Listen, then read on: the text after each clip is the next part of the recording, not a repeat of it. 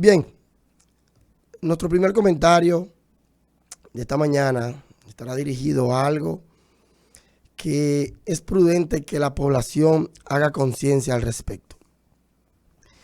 Y se trata de la posibilidad real que tiene el Estado Dominicano de reclamar daños y perjuicios en su favor cuando una persona le afecta. Y esto para que se entienda y para que lo entienda la población. Fíjense, mis amigos. Normalmente, como está previsto en la norma, toda persona que sufre un daño obliga a aquel que le realizó el daño a que pague por él, a que lo repare. Este daño tiene dos formas, una forma material y una forma moral. El daño material consiste en que usted será resarcido de lo que perdió exactamente y matemáticamente y lo que pueda probar que usted perdió al respecto. Para poner un ejemplo llano, si a usted le queman una casa y la casa tiene un valor de 10 millones de pesos, la persona que le quema la casa tiene que pagarle 10 millones de pesos, porque es el valor material real que tiene la casa. ¿Qué ocurre? Ocurre que no solamente usted pierde por la casa. Digamos que fue un negocio.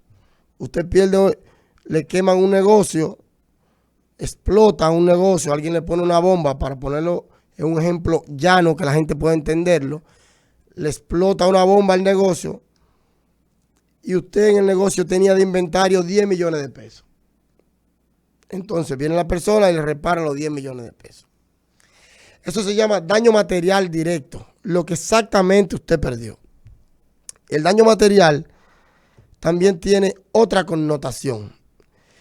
Se llama el daño material indirecto.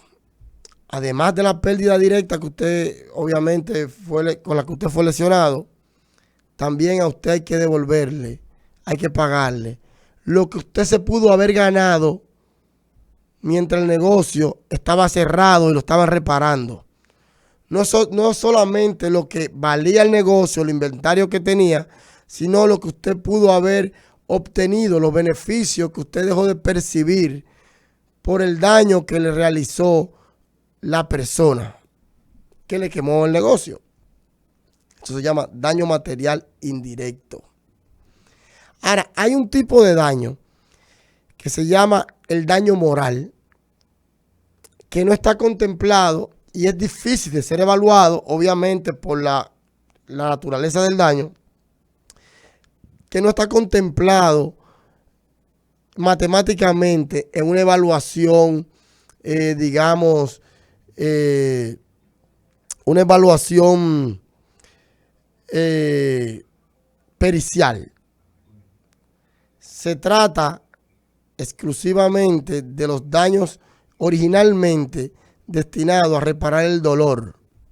Originalmente. Este daño ha evolucionado de forma tal que ya no solamente el honor, ni la dignidad, ni aquellos perjuicios directos a las personas pueden ser reparados, sino también el buen nombre, la imagen propia y el honor. Además del dolor, el honor.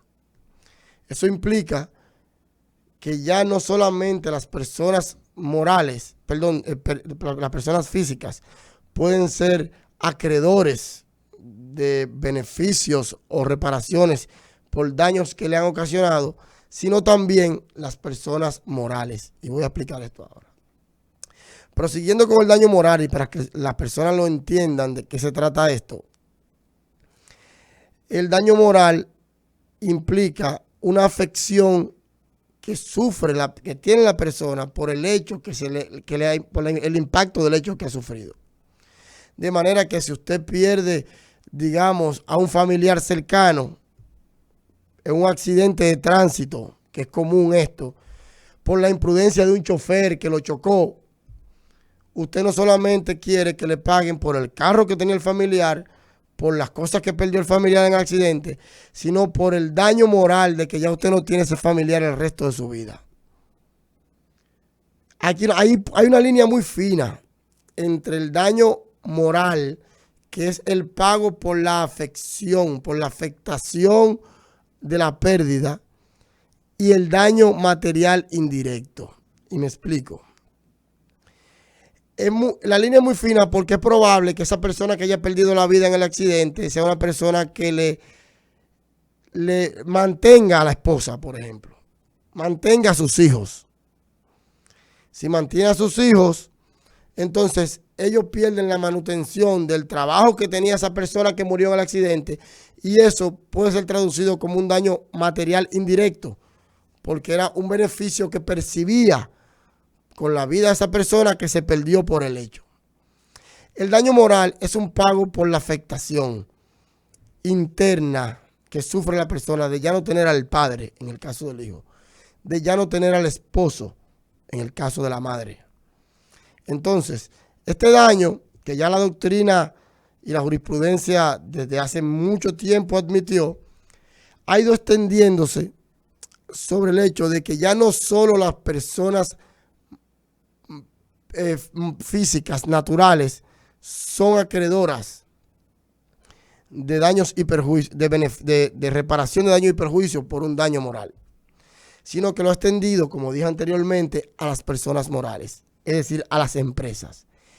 Es probable que una empresa sufra un deterioro moral por un hecho que le haya ocasionado otra persona. Y me explico.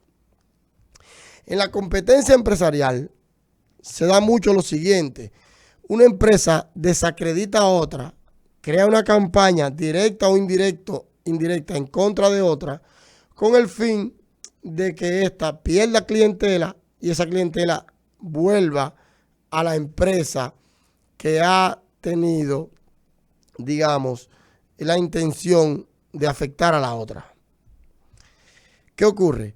Si se logra demostrar en derecho que una empresa creó una política, una difamación contra otra para aprovechar esa difamación, restarle clientela y entonces sumársela a él, en competencia voraz, desleal, desmedida, entonces es posible que esa empresa que haya sido afectada, si logra demostrarlo en un tribunal, además de los daños materiales directos o indirectos que haya sufrido, también pueda reclamar un daño moral, es decir, una afectación a la reputación.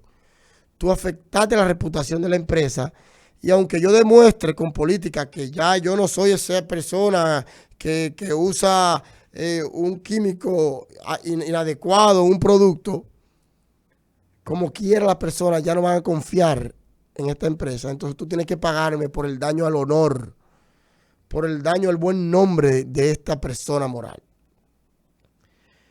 He tratado de hacer un resumen de cómo se ve el daño en derecho, cómo se perfila el daño al derecho, moral, material y material indirecto. ¿Y por qué llego a esta conclusión? Porque quiero referir a que el Estado, como una persona moral, al igual que una empresa, también tiene un buen nombre. También tiene una reputación. También tiene una imagen que se ve afectada por las acciones de otros. Esos otros pueden ser o otros estados, para lo que hay una obra, bueno, un artículo interesantísimo de un autor argentino, que en la próxima entrega le voy a traer los detalles, que dice, bueno, el estado que afecte a otro con su buen nombre, con su reputación, con su imagen, tiene que pagarle por daños morales. ¿Por qué? Porque cuando el Estado hace eso, en una competencia entre Estados, porque se da igual, procura afectarle el turismo, y si hay dos estados que están compitiendo turísticamente, quizá a uno le interese que el otro se desacredite, como por ejemplo que en los hoteles se están envenenando gente. Aquí inclusive en República Dominicana hubo un momento en que se habló de una competencia de otros estados y de una difamación a nivel internacional del país, con la intención única de reducir el turismo, porque hay una competencia nacional de captación de turistas. Y como este país ha sido, gracias a Dios, siempre un oasis, es verdad, para los turistas, entonces se trató de afectar la imagen del Estado. Esa campaña contra el Estado tiene también aliados internos. Por la politiquería dominicana, ocasionalmente, cualquiera se monta en una ola de descrédito contra el Estado dominicano con el único propósito de sacarle ventaja política sin importarle de que se trate de una competencia desleal en procura de afectarlo para aprovechar el turismo de otros estados. Por ejemplo, estoy poniendo un ejemplo, hay múltiples razones por las cuales se puede afectar a un estado. Pero aquí hay personas internas, ¿verdad? Ciudadanos dominicanos que se montan esa ola porque entienden que desacreditando el Estado están desacreditando el gobierno de turno y pueden a ellos sacarle una ventaja política. Un rotundo disparate, pero se da en este país. Pero esa afectación moral al Estado, de lo que hay artículos y se ha escrito muchísimo, es una realidad jurídicamente incuestionable, ¿verdad? Se da también por acciones o conductas internas de los ciudadanos que los componen. No es por el crimen común, sino por crimen que tiene una naturaleza, incluso que muchos han llamado hasta de lesa humanidad, como por ejemplo el caso de la corrupción. Cuando usted comete un acto de corrupción, usted no solamente está afectando al Estado directamente con el acto en sí, que puede ser afectando las arcas públicas, es decir, quitándole dinero al Estado, o puede ser sencillamente afectando el buen nombre del Estado. Los ejemplos de afectando las arcas públicas, es decir, el patrimonio, el presupuesto, se da con estafa contra el Estado, con desfalcos y aquellos delitos que implican directamente tomar dinero del Estado y echárselo en el bolsillo.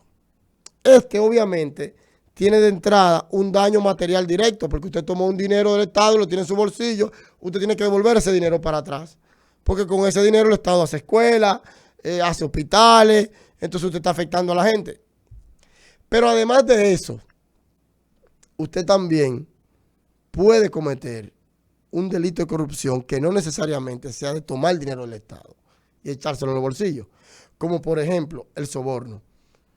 Cuando usted soborna su dinero a una persona para que haga una diligencia en favor suyo que le pueda beneficiar materialmente o a otros sin necesidad de las arcas públicas de retirar el dinero, entonces usted está cometiendo un delito de corrupción.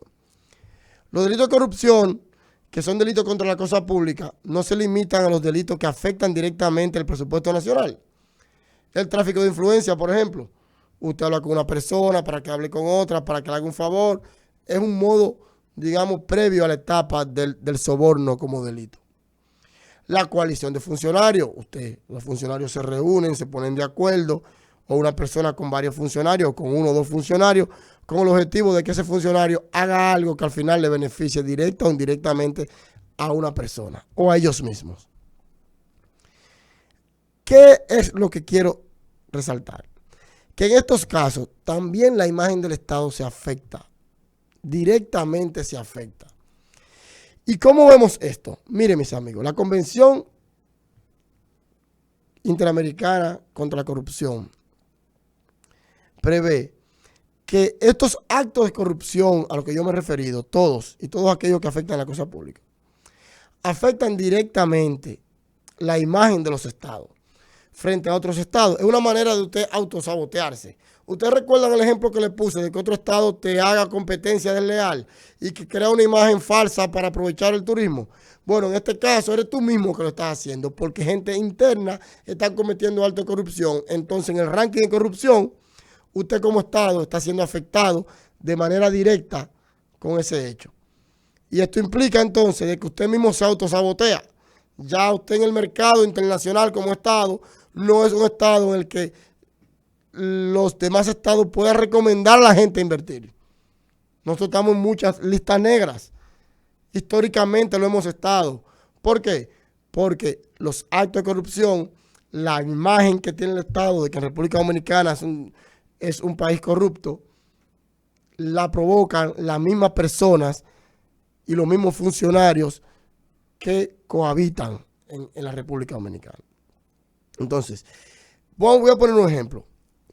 Fíjense, en Costa Rica, por ejemplo, en Costa Rica, cuando hay un delito de corrupción, el Estado dominicano puede no solo querellarse contra el corrupto, sino decirle, tú vas a pagar no solamente por el dinero que te has robado, sino que tú vas a pagar por el daño moral que tú le has hecho al Estado, porque tu acto de corrupción afecta la imagen del Estado y esa imagen del Estado también, una vez afectada, merma el presupuesto nacional. ¿Por qué lo merma?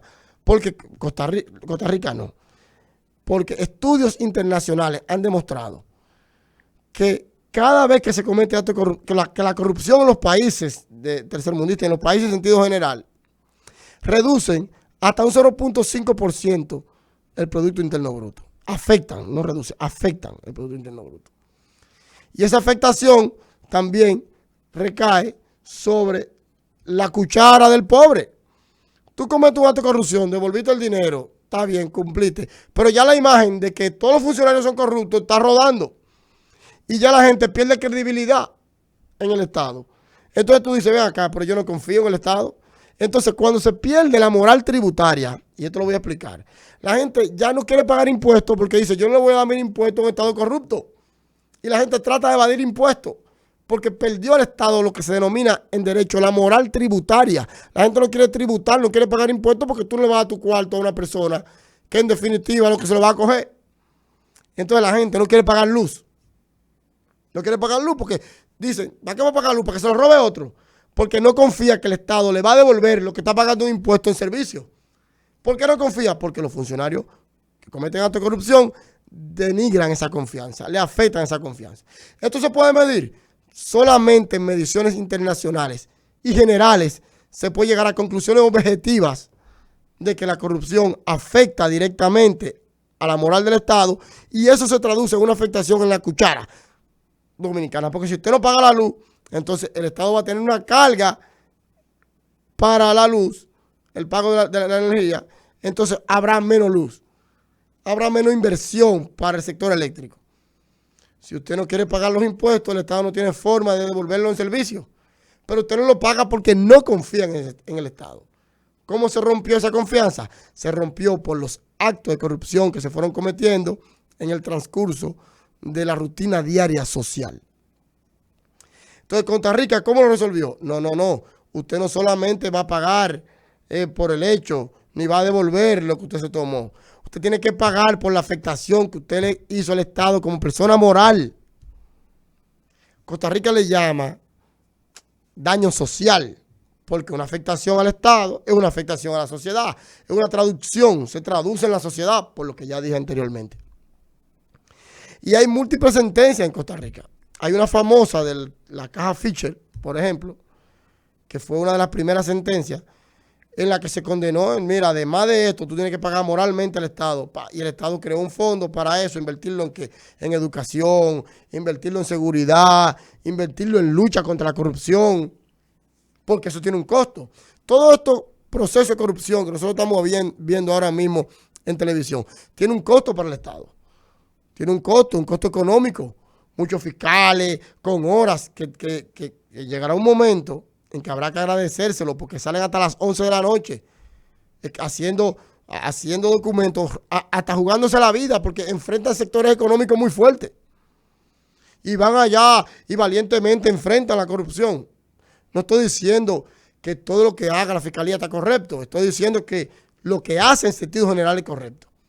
Porque ellos mismos se han renovado, digamos. Entonces, ellos necesitan recursos. Ese recurso no es solamente se limita en devolver lo que usted se tomó, eso que usted se robó. Es que además que usted se robó, usted también tiene que pagar por el daño que usted le está haciendo al Estado, por la imagen del Estado que usted está afectando. Porque aunque no sea tangible en este momento, porque es un daño extrapatrimonial, y lo que es extrapatrimonial es intangible, afecta al Estado, lo afecta y lo afecta económicamente también, porque eso se traduce en un daño social. En Costa Rica hay un caso famoso también, se llama IC y Alcatel, con la famosa empresa francesa, en la que Costa Rica recuperó 10 millones de dólares. 10 millones de dólares en daños morales. Obviamente, en este caso llegaron a acuerdos, pero traducido en daños morales. No solamente en el daño material. Y tienen múltiples sentencias. Pero también Argentina, por ejemplo.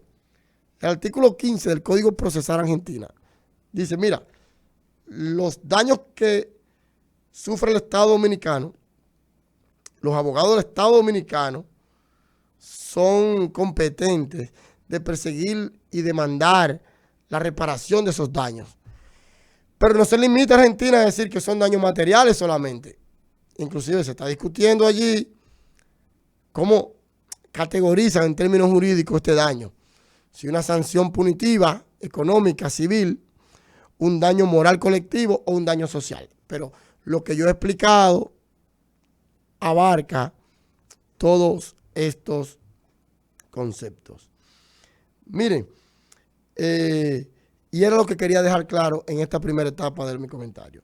Después de esta pausa, nos vamos a comunicar con el doctor Diego Babado Torres, que nos va a explicar qué fue lo que aconteció. La comunidad jurídica en sentido general está esperando esta llamada del doctor Diego Babado Torres, que le va a explicar a todo el que vio esto por la noticia, este abuso, qué fue lo que ocurrió y nos va a dar todos los detalles. Así que después de la pausa venimos con el doctor Diego Babado Torres.